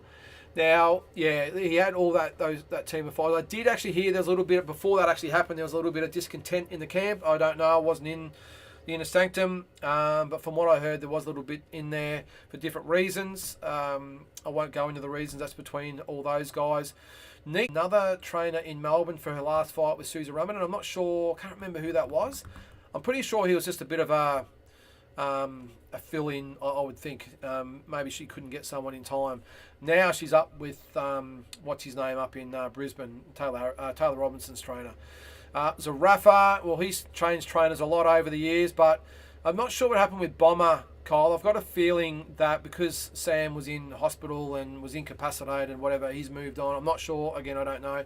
The Zarafa situation's a really interesting one, because I'm not sure whether you read about it. There's actually legal action being taken from Team Labruna or Sam Labruna against Zarafa for breach of contract for his last fight on the No Limit card. I'm not sure where that's at. There's talk about injunctions and all these sorts of things going on. We'll talk about it while we're going actually with Zarafa, because he did say that I think February 17th is the date they've got, or Triple G's got, to actually make a decision on who he's fighting. So that's when we'll know what's happening with Zarafa. But what happens with, say, Triple G does decide to fight Zarafa, what happens with all this legal stuff? Is there injunctions that could come in? I'm not sure how it all works. But Sam was saying it was might be going to the Supreme Court and all this sort of stuff. Hundreds of thousands of dollars they're talking about. So that might be a major issue. Looking at Michael on social media, though, he doesn't seem too concerned about it. Hasn't really broached it. He's just looking at the bigger picture. So I don't know whether to read anything into that. But yeah, we'll see. But yeah, it was looking really messy at one stage. But you know, as I said, Michael put up on his social media that Triple G is making his decision, and we'll see what happens after that. So, but to answer your question, I don't really know what happened, Kyle, but I'm sure it'll come out at some stage. Tony's skills pay the bills. I think that's a Michael Zarafa saying. He says that all the time. And make a statement. He's got to make a statement. Tony's skills pay the bills. Harrison, no joke. Tim got his work cut out, but I got Timmy Ty. Yeah, I'm with you, mate. 100% agree. I think you'll see the situation of Cream rise to the top. You know, I know he hasn't fought anyone like Tony Harrison, but I know he wants to fight someone like him, and I just think you'll see him rise to the occasion. I really do. Inoue still has his WBO belt. I don't think so, Jay. I think he's officially vacated all the belts from what I saw. Hasn't vacated that yet. Maybe he's now vacating. Jason gets WBO as number one with an easier fight than Donaire. Well, I think any of those other guys are going to be easier than Donaire, Jay. But as far as I've seen, mate, I think he's 100% vacated all four belts now. So it's up to them to sort out who's going to fight who. Skinny says Tim will stop Tony in the later rounds. Well, you'd know, mate. I'm not going to doubt you. As I said, mate, and you'll agree, I think it'll be an unbelievably tough fight for Tim. But, yeah, I just think he'll rise to the occasion and get the job done. I think we'll see a version of Tim that we haven't seen before. You'll probably have to dig deep, and you'll see it. And this will really make believers out of a lot of people, I think, with the Charlo fight. Carl says, anyway, did vacate the belts, mate. Yep, good stuff. I agree. Skinny, yep. Carl agrees with Skinny as well. Tony has a suspect chin and Tim will smash through it.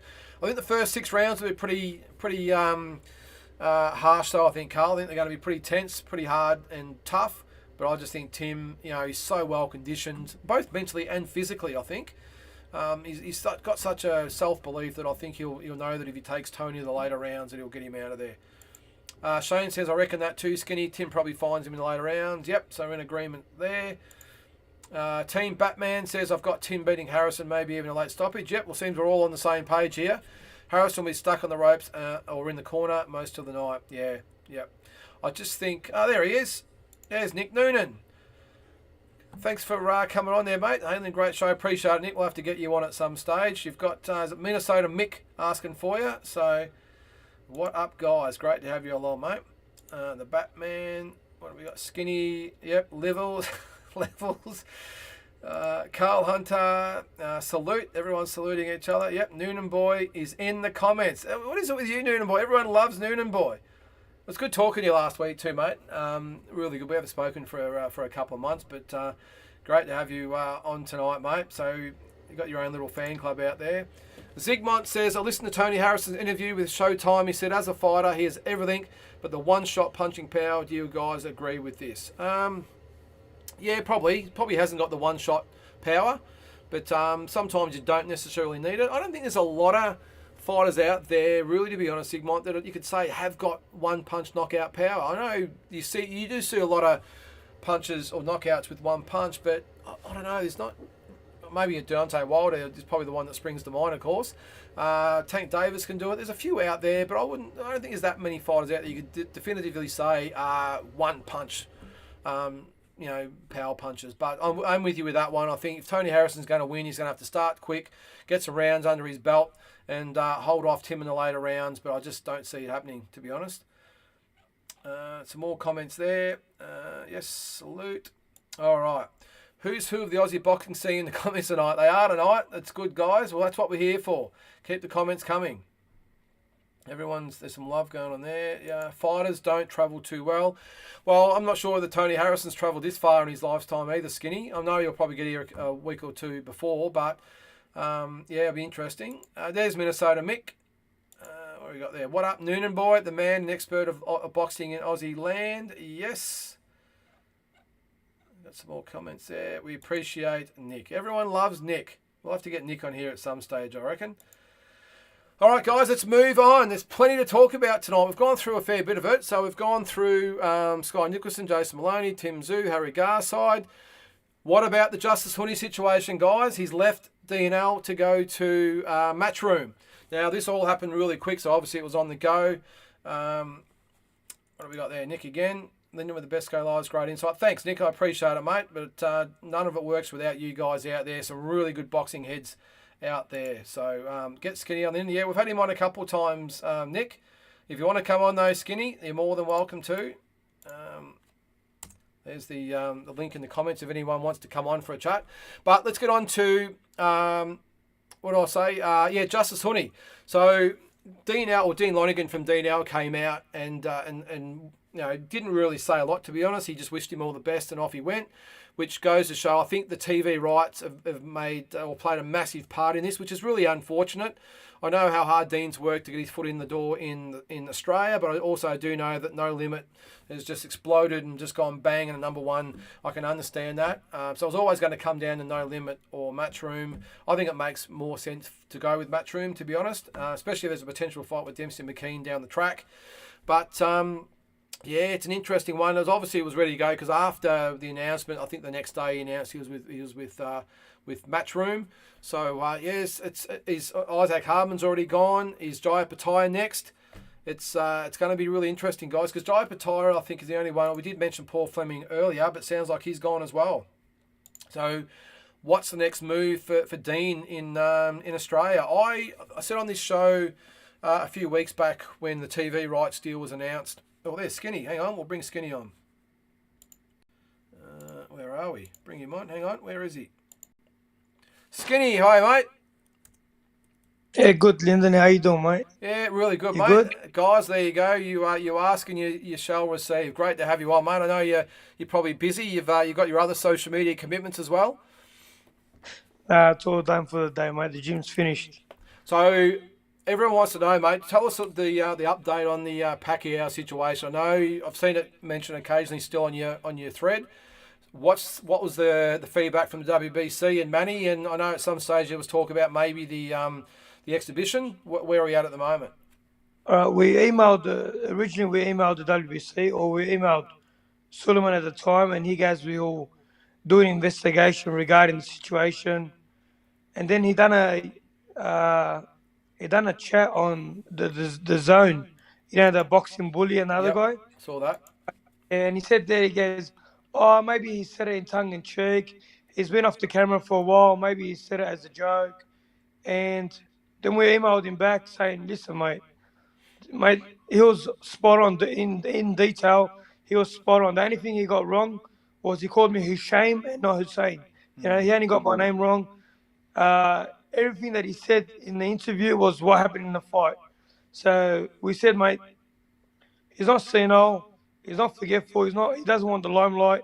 He was just being honest. He was doing what he was told to do. And then Jose Suleiman, mate, he goes, don't talk to us no more. Don't email me no more. Email my lawyers. So he moved this on to the lawyers. So we didn't bother. We just left it, mate. Mate, the WBC's been corrupt for years, and we know that. But Yep, 100%. Because everyone, you had to sit down everyone, with. wants to, Sorry, mate. Go ahead. everyone wants to fight for the green belt, and that's the truth. It has stock to it, and whatever we do, it doesn't matter. So, because you actually had to sit down with Manny as well, and it looked like everything was sort of going well with that. So, what become of that? Nothing at all. After the sit down, nothing happened. You know what I mean? Just nothing. It just sort of all fizzled away. It went fizzled away. Then the mundane fight got announced in Papua New Guinea. They're hosting the fight. Obviously, they're probably paying Manny a decent penny because Manny's doing what Floyd's doing now, traveling the world, fighting. YouTubers and guys with big followers to generate some money. Yeah, it's ridiculous, mate. But I suppose one thing at least it got out there. But as we all probably thought deep down that the WBC they're going to just sweep it under the carpet and hopefully it goes away. And probably a little bit like the Liam Wilson situation when you're not the big name like the guy you fought, you're always up against it, getting justice. Oh, especially when you travel. You know what I mean? It's a different ball game altogether. So, mate, Liam was never going to get a fair shake. That's the What honest what, were you, truth. what was your take on it yesterday, mate? What were you? Because I know you saw my comments at the start. Obviously there was a weighing controversy, but during the fight there was obviously the mouth guard, the long count. There was also Liam hitting him on the ground. I mean, it was the controversies going left, right, and centre. Yeah, I think the scale thing is nothing.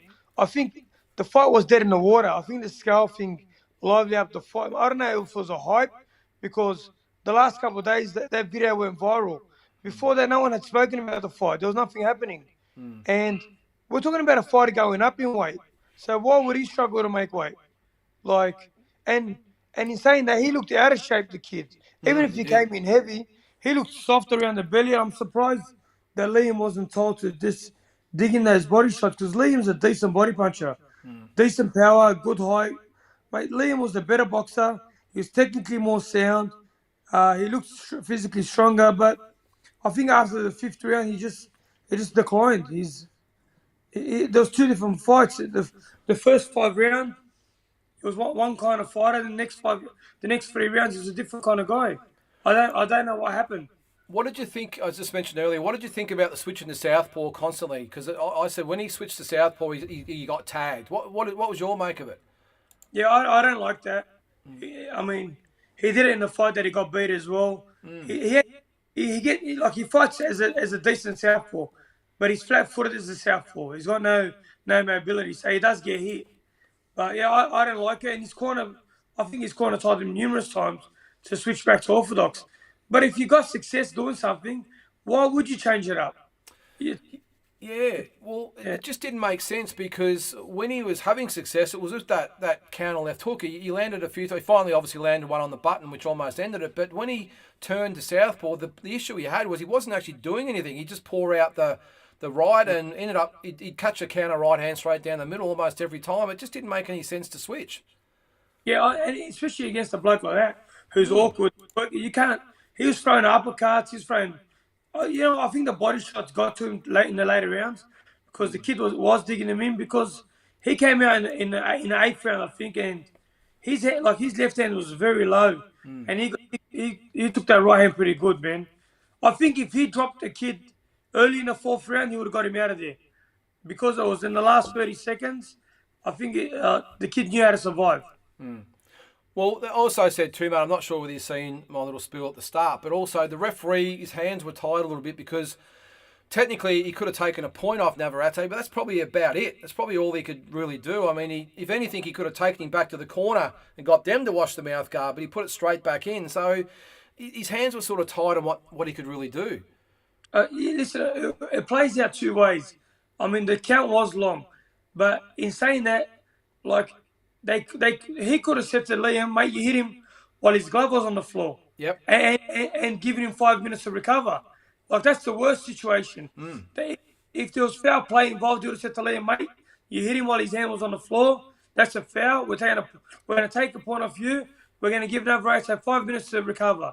Then second, but usually when you get knocked down and your mouth guard comes out, they don't give it to the corner because the corner can bump us. Yeah, drop it. But if it comes out from a punch, and then there's a halt in the action, then they give it to the corner. But otherwise, if it's from the knockdown, then they just give it to him himself. But it was a long count, but I think it was expected to happen. And if it was my fighter, I'll tell him the same thing. I'll tell him to throw the mouth guard out. Like, I'll do that to my fighter, to be honest. Well, that's the thing. That's what I said as well, is that the corner exploited the rules as much as they could. They obviously told him to spit the mouth guard out because really there's no repercussions out of it. So he spat it out. The referee, I mean, could have taken a point. As you said, could have taken a point off Liam, could have given him 5 minutes, could have disqualified him. Anything could have happened. So I think the referee sort of handled it as best as he probably could have in the situation because there was so much going on at the one time in there. Yeah. You think he was told to spit it out? I reckon he was gone. I reckon his head wasn't with him because he got up, his legs were groggy. He was lucky to make that round out. He was. Honestly, I don't think he had any conscience. He was fighting off instinct. That's the honest truth. I've been knocked down before, and sometimes you don't come to your wits until 4, 5, or 6 seconds later. So you're not really conscious of spitting out the mouth guard. Yeah, well, that's why I must admit when it first happened, that's why I looked at it. But when I read today or yesterday, whatever it was, that the interpreters heard the corner say to spit it out. But I'm with you. Initially I thought he was that gone that he went to put it in and just lost it and it fell out. So who knows? Yeah, true. But you know what? His stocks have risen. He's worth more today than he was yesterday. He showed a lot of heart. He showed warrior spirit. And then he done an interview and he goes, I only want hard, tough fights. He's not coming back. He's not going to build up against mismatches. And he's already called out Paul Fleming. Yeah. Like, it makes more sense, doesn't it? It does make more sense. Mate, if he needs an opponent to lift him in, to make him come out and fight, then that's a good thing. I'm going to switch you guys. I'm going to bring in, I'm just going to an alternative. Hang on, I'm going to get you in there. Hang on, I'll get you there. There we go. I've got you both in here.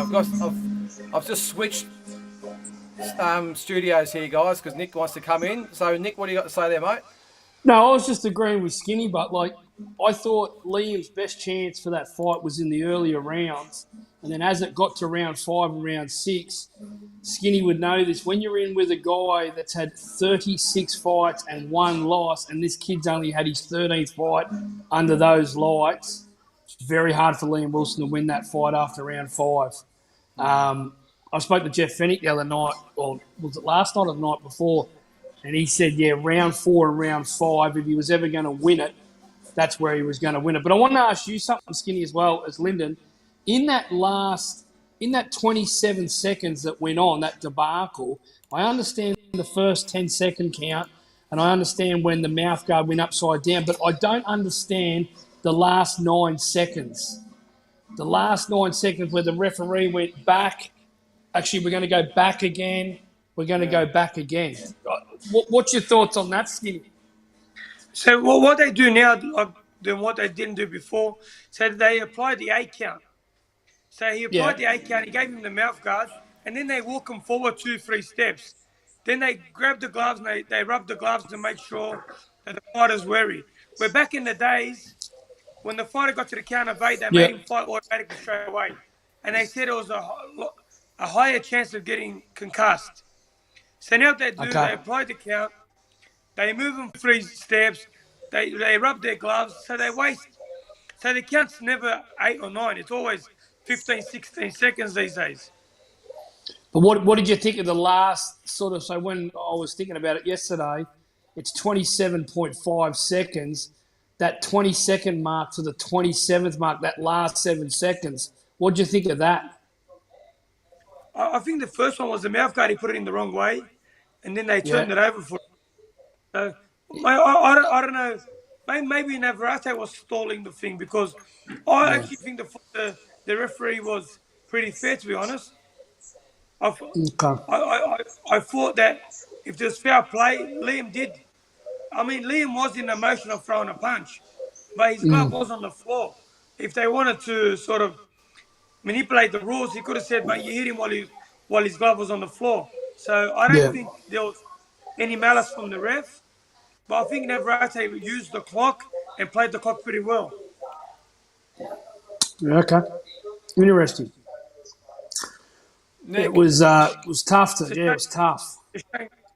Nick, while I've got you, mate, we've been talking about George earlier. Any news? There's about to be, yeah. All right, beautiful. Okay, because everyone can look out for a bit of news dropping shortly. There's a fair bit going on at the moment. I think it's fantastic time. I can't wait. Like, as you guys, I just tuned in before, actually. Tszyu versus Harrison. I think that'll be in Melbourne. I think it's going to be absolutely fantastic. I'm with Skinny. I think Tszyu beats Harrison. I think he's too strong. He's in the prime. He's just come off 3 or 4 months of just that hard sparring over there in Vegas, in LA. I think Tony, there's a difference between being fit in the gym all year round and then being fight fit. You know, Tim Tszyu, mate, he went off to Thailand last August, September, put in a lot of hard humidity rounds over there, got himself ready. I think Harrison's going to have his work cut out big time, but I think it's a great fight for Australian boxing and a great thing. I said this to Borgie yesterday. He's like, oh, Noonan, is it the right fight? I think Tim Tszyu should have 2 more fights before he fights Charlo. I think Harrison is the one that he's going to learn a lot about how this guy's going to have very high ring IQ boxing early in the fight. And I'd like to see Tim in with like a Jared Hurd, who's a bigger puncher before Charlo. So, I'm pumped for it. Hey, Skinny, got a question here for you, mate. Any news on Ben Hussein? Benny, nah. I spoke to him yesterday on Instagram. I've got no idea. But no, we're not related, to be honest. No, it's spelled different, but... Yeah. No news on him at all? Nah, he's Egyptian, / Indigenous, Lebanese, / Australian. So, nah, I wouldn't. You got to ask Benny Harrington. Sorry. Okay, all right. Now, guys, Skinny and Nick, you can chime in here. What does Liam take out of the fight and where to from here? Oh, Skinny, as the fighter, should always go first here. Mate, 99% of us haven't been in the ring. He's been in 13 times now, and this young kid has just gone over to America and headlined a show over there. His stocks have gone. I said to Benny Harrington rang me last night, 10 o'clock here. It was 6 o'clock in the morning. He was getting ready to go to Vegas. And I said, what are you doing? He said, I'm just buzzing. I said, yeah, the first time you guys have actually been over there, 1, seen it, 2, actually been involved in it. I'm so proud of you. He goes, Nick, I can't sleep. He goes, it was just amazing the other night. You know what I mean? I said, mate, this kid's stocks, all the American YouTube channels, whether it's us at Fight Hype, the Fight Hubs, Setback, all these other ones, they all know who Liam Wilson is. And look, in this fight, like when Skinny took on Pacquiao, I don't remember you, Skinny, for that fight, by the way, either. I remember you for a lot of other fights. I'm like Tassie, I can rattle off a lot of names here. But at the moment, Liam Wilson is known in America, which is the mecca of boxing, as a really, really tough guy, an Aussie that came to win. And there was a little bit of debacle in the fight. And people actually, a lot of Mexicans are saying that, he could have been robbed. So there's just so many winning points from it. Now, you can slice the pizza in so many different ways. If he had been knocked out in the first 2-3 rounds, people would have said, oh, why did he come over? Mate, the kid's had 12 fights, 1 loss. He hopped in the ring the other night. Mate, there's so much you can draw out of it. Was it a mismatch? No. Shout out to the Rose Boys. Shout out to the Rose Boys who put in the money and set him up to get in this position. A lot of fighters in Australia don't really get into this condition, into this position. You look at Liam Barrow right now, who I think's in our top 4 fighters. Has he fought for a world title?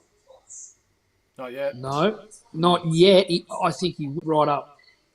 It happens when you got a unified champion. It makes it harder sometimes. That's what happens. It does. Yeah. So Liam Barrow's unlucky on that part, but he will get his title shot. He might not. They might make him keep fighting eliminators for a winner. Yeah. Yeah, but no, I think stock's gone up. Yeah, I believe so. But as well, he was moved pretty quickly. Liam hasn't had many easy fights, man. No, I know. And the thing with Liam is that even in his easier fights, he gets hit a lot. He does get hit a lot, and I'm actually concerned for him, to be honest, because Navarrete a year ago was a 122. Then he went up and won a 126 belt. He's still the current WBA featherweight champion. So, like Oscar Valdez and them kind of, they can punch like mules. Navarrete is more clumsy / awkward / quirky kind of style, Wears Not you real down fast. in the later rounds. Yeah, a lot of his fights go the distance, and he wears people down at the end. That's why I thought that Liam's biggest chance, I said this to Fennick as well, was to be the clean, sharper boxer and zap him earlier. That's why when he hit him in that round 4, I thought, shit, here we go. I jumped up off the couch. I went, Liam's got him. But, look, he didn't Nick, finish what do him. you think of them calling out George? No, don't like the fight. What happened? Who? I don't. There's an article today, I can't remember where it was, that Steve Scanlon said that they're aiming for Liam Wilson to fight George Kambosos this year in a $2 million Aussie super fight. I don't think it's at that stage, and I don't think George, Nick, I don't think George would, regardless of what happened on Saturday, I don't think George would even entertain that fight at this stage, regardless of what happened. I love the Australian domestic fights. They've been fantastic the last 2 or 3 years. Liam Wilson has just unfortunately lost in a world title fight at 130. Kambosos fights at 135. When you bring up Kambosos' name in America, there is some big names right now that are getting thrown around with him. Yeah, maybe that fight might happen in two or 3 or 4 fights, but I think personally, if there was going to be a 130 blockbuster fight down here, it's Liam Wilson versus Paul Fleming. Yeah, that's what we've been talking about. Yeah, makes sense, doesn't it, Skinny? Well, he called him out yesterday. Did he? Yeah. And Paul's aware of it. And Paul said Paul's got a hard fight in March. So if Paul gets past this Filipino, they reckon that fight might happen in June. They actually might happen. So I think that's perfect. And I think, Skinny, you guys have been fighters, but I think Liam, after the massive big thing at Headbangers over the last 8 weeks, Benny said he's pretty depleted, Noonan. Let's give this guy a good February off and then bring him back March, April, May for a big fight in June and do it on No Limit. Like, no Limit now have just, mate, they've hit the lottery with this because they've got Zoo versus Harrison. There's rumours they're going to do a couple of these different sort of shows and studio shows. They've already got Liam Wilson versus somebody in June as a massive big event that they can do, or even in the end of May. And I think you got Hardman versus Murdoch. You know what I mean? That's a good really? fight. That's a great fight. That's another good fight. That's a No Limits because Hardman's out of DNL. He's at No Limits now. So yeah, and Hardman sells the fight too. You know what I mean? Blind, mate, this is the thing with Harbin, you know what I mean? And I'm not knocking him in that last fight with Zarafa, but that was we did lots of tricks with Noonan Boy and Australian Boxing Central, and shout out to Oz Boxing before the fight. Everyone was getting behind it, but it just didn't have that draw in it. And when Harbin gets on a big show on Fox Sports, mate, he's going to really, really sell it. You know what I mean? Like that Zarafa versus Harbin would have been a hell of a lot bigger if it was on Fox Sports. And Yeah. mate, that Isaac Harbin, mate, he can sell a fight. And him against Murdoch, I don't know a lot about Rowan Murdoch Skinny. Can he sell a fight, or No, he's sort I of don't think so. more calmer? I don't think so. He's been very inactive over the journey too, hasn't he, Rowan Murdoch? Last fight was in, Yeah. yeah. Yeah, hasn't been much happening, but all right, guys. Well, that's about it. I really appreciate you guys coming Peace on at short out. notice. I'm going to do the Aussie top 10 in a minute, so I'll be hang around and check it out and see whether you agree. No worries. See you, Skinny. See you, Lyndon. See you, mate. All right, that was Skinny Hussein and Nick Noonan. Thanks for coming on, guys. It's always great to have those guys come on and answer a few questions that you guys. I think we got to most from there, but all right. So what we're going to do now, I've got a couple other things there, but I think we'll jump into the top 10. So what I'm going to do for starters is go through them from number 10 to number 1, and I'll put them up and we can have a quick discussion about what you think. This is always fraught with danger, I will tell you. So because we've had a few fighters fight since I did the last one. I don't think I did it. Might have been September, October last year. I think that was about that long ago. So we'll go through them now and again, give us your say. So number 10, I've gone for Stevie Spark. No surprise there. That effort over Montana Love was something to behold, wasn't it? Unbelievable performance. So I've got him sneaking in at number 10. At number 9, this one might be a little bit controversial. I've got Justice Honey. I think even though he's only had 5 or 6 fights, this guy is just an absolute complete package. And I think he, even above Dempsey McKean, I know that's probably going to cause some issues, but I just think Justice Honey is a real deal. As I said, even though he's only had 5 or 6 fights, I think he's number 9 above Stevie Spark. Number 8, I've got Michael Zarafa. Now, I think Michael might have been number 6 or 7 last time I did it. He's dropped down to number 8 because there's been a little bit of activity since then. His last performance wasn't overly exciting, let's say. So I've got him at number 8. Number 7, Liam Wilson jumps into number 7. Even with the loss, I think he's done enough to jump into number 7. I did see a couple of people have him in the top 3 or 4. I don't think... let's not forget he lost the fight, as good as he was. So I've got him at number 7. I was a little bit like that, whether he's above Zarafa or not, but I've snuck him in there because it was a great effort. So number 7. The top 6, I think, is like everyone out there. I've got number 6, Liam Paro. No surprises there. Number 5, Andrew Maloney. Number 4, Jason Maloney. Number 3, George Kambosos. Number 2, Tim Tszyu. And number 1, I've got Jai Patai. So I'll bring all of them up there. So you can see there again, Jai Patai at number 1. 2 is Tim Tszyu. 3, George Kambosos. 4, Jason Maloney. 5, Andrew Maloney. 6, Liam Paro. 7, Liam Wilson. 8, Michael Zarafa. 9, Justice Honey. 10, Stevie Spark. Let me have it, guys. Let's have a little bit of discussion before we end the show tonight. What do you guys think? Have I got it right? Have I got it wrong? Who would you put in? Who would you take out? There's a few there. There's about a 30-second delay here, guys, so I'll give you a bit of chance to decipher it all there, but you can see it right there. As I said, I was a little bit up in the air about maybe putting Liam Wilson so high, especially maybe above Zarafa. I think Stevie Spark, you could have made a case for Dempsey McKean, maybe. Who else was in there? Dempsey McKean as well, Paul Fleming. So they're probably the 2 that were a little bit stiff. There's probably a few others you could probably throw in there as well, but I think I've got the overall 10 around the mark. I'm sure you guys will tell me. But what do you guys think? So 1, Opataya, 2, Tszyu, 3, Kambosos, 4, Maloney, or Jay Maloney, 5, A. Maloney, 6, Paro, 7, Wilson, 8, Zarafa, 9, Honey, 10, Stevie Spark. So while I'm waiting for the comments there, a couple other things. So you got Manny Pacquiao, Anthony Mundine exhibition. Can't wait for that. I'm going to get Peter Maniatis on to talk about that. We've got Floyd Masson fighting for the IBO world title. I think that's in March, is it? Or I think it is. Against the Turchi, I think his name is. Jack Bowen, Mark Lucas on March 11 should be a really good fight. I think I've covered all the Aussie stuff there. And for the world, Davis Garcia, still unsigned, guys. What's going on? We're getting the clock is ticking, still not signed. Is it going to happen or is it not? Fury Usyk, maybe April 29 they're talking about. Wait for those comments to come through there, guys, as I just read off the last thing. Conor Benn, Manny Pacquiao is being talked about. What do you think about that? Shakur Stevenson's fighting Shakiro Yoshima on April 8 in Newark. And then the big women's fight, Katie Taylor, Amanda Serrano, 2 May 20th in Dublin. So looking forward to that one. Well, not many comments at all. No comments coming through as far as my top 10 goes, guys. So I'm assuming that everyone agrees with it. So if you haven't got anything else, so maybe we'll talk about it next week. Have a bit of a look at it, soak it in, and give us your feedback. But there it is.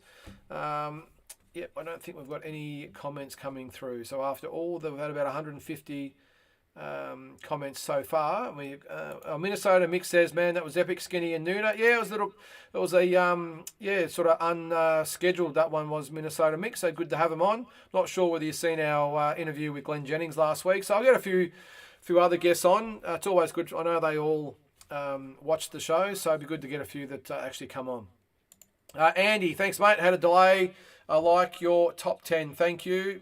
Appreciate it, mate. I think overall, as I said, there might be one or two you could sort of throw in there, but I'm pretty happy with the way I've got it. I have seen some pound for pound lists that for some reason have Andrew like way down below a Liam Wilson or Zarafa or these types of guys. I'm sorry. I mean, he's former interim world champion. I think he's won his last 5 or 6 fights. He's top 5 material. No drama whatsoever. I think I've got Jason just slightly above him. But yeah, I can't see how anyone would have anyone above Andrew Maloney apart from his brother George, Tim, or Jai. And even with George Kambosos, I've got to say, I reckon you can still make a case for him being even 2. Because let's face it, Tim, he's got the big fight coming up, but hasn't actually had the big fight yet or won the big fight. George has. I know, and the only reason I put him at 3 is because he's lost his last 2 fights, even though they were against Haney. But yeah, that was the only reason why I had him at number 3. And Tim Tszyu, if he wins, will go to number 1, regardless of what happens with Jai. I'm not sure what's going on with Jai at the moment either, 2 guys. I think he's had another operation from what I hear. I'm not sure if there's anything scheduled. Let's hope that injury doesn't keep him out for too long. It might have been a shoulder or something he's had done. So let's hope he's back soon. All right, guys. I don't see like there is any comments coming through as far as comments on my top 10 goes. So we'll save it for next week. Until then, make sure you watch the new show, Watch Your Verdict. I've got the new episode up, or the first episode, Hagler Leonard. Who won? Who do you think won? I actually had Leonard winning. Have a look at it. I go through round by round, a brief overview, and I score each round as we go. So check it out. Next week's going to be Pacquiao and Horn, so I'm sure I'll get plenty of feedback on that one. So check that out. Should have Boxing Deep Dive back maybe this week, depending on the schedule of a few of the guys. And we should have classic fights and dream fights back going soon when Mike gets back from overseas. So thanks again for joining in. Actually, we've got a question before we go. Is Jules, who do you expect to jump in the top 10 over the next 6 to 12 months? Who's next in line? Oh, very good question, Jules. I think maybe Dempsey McKean, if he gets a half-decent fight, may jump in. I'm just trying to think. I can't really think of anyone off the top of my head, guys, I must admit. I think I'm pretty happy with that. We'll see. Sam Goodman, maybe. Isaac Hardman, Jade Mitchell, I don't know. But I'm really happy with that at the moment, even if you want to tweak a few different things. So, all right, thanks, Jules. Thanks, everyone. Thanks, Andy, your comments there. Thanks, Shane. Everyone Carl, everyone that joined in. Thanks for Nick and Skinny for coming on. It was appreciated, and we'll see you next week.